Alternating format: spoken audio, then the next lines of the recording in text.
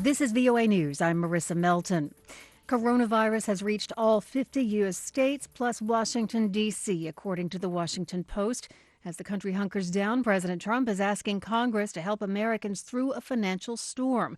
AP Washington correspondent Sagar Meghani reports. Some senators say the economic aid package could reach $1 trillion, including direct checks to residents. Americans need cash now, and the president wants to get cash now. And I mean now, in the next 2 weeks. Treasury Chief Steven Mnuchin's been negotiating the package with congressional leaders for the president. We want to get it done and have a big infusion. GOP leader Mitch McConnell says the Senate will not adjourn until one passes. It would be the most far-reaching economic rescue package since the Great Recession, with all sides agreeing more aid is needed to handle what's coming.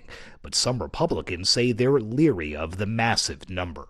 Sagar Meghani, Washington. Britain's dramatic escalation of social restrictions to fight COVID-19 has been sparked by new scientific evidence suggesting that 250,000 people in the UK and more than 1 million in the United States might die if the countries don't suppress the virus spread. AP correspondent Charles de Ledesma has more. Scientists have published an analysis drawing on data from Italy, the hardest hit European country, with now well over 2,000 deaths. They find a strategy of mitigation, slowing but not stopping the spread of the virus, while protecting vulnerable groups like the elderly, would still lead to a huge number of cases that would overwhelm the healthcare system. However, a suppression strategy would sharply reduce the death toll, but would need to be maintained until a vaccine becomes available, potentially 18 months or more. For most people, the virus causes only mild or moderate symptoms, but complications can occur. I'm Charles de Ledesma. You're listening to VOA News.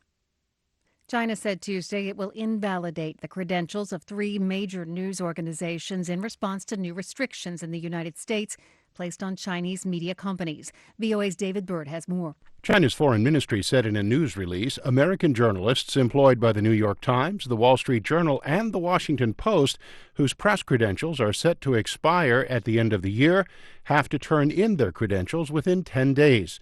The ministry maintained the revocations were a necessary response to what it said was the abuse of Chinese media without cause. China also said the China-based operations of 5 U.S. media companies, including the Voice of America, the Washington Post, the New York Times, and Time magazine, must submit written information about their staffing, finances, and real estate in China. China's moves come in response to the Trump administration's recent classification of 5 Chinese media organizations as foreign missions and the placing of limits on the number of Chinese citizens who could work for them. In Washington, I'm David Byrd. Voters in Arizona, Illinois, and Florida went to their polling places today to cast ballots in their state's Democratic primaries, despite worries about the coronavirus outbreak that forced Ohio to postpone its voting. Former Vice President Joe Biden and Vermont Senator Bernie Sanders are competing for the chance to challenge Republican President Donald Trump in November's presidential election. In the state of Ohio, leaders supported voters in seeking a court order to postpone the vote because of the coronavirus. The election has now been postponed until June.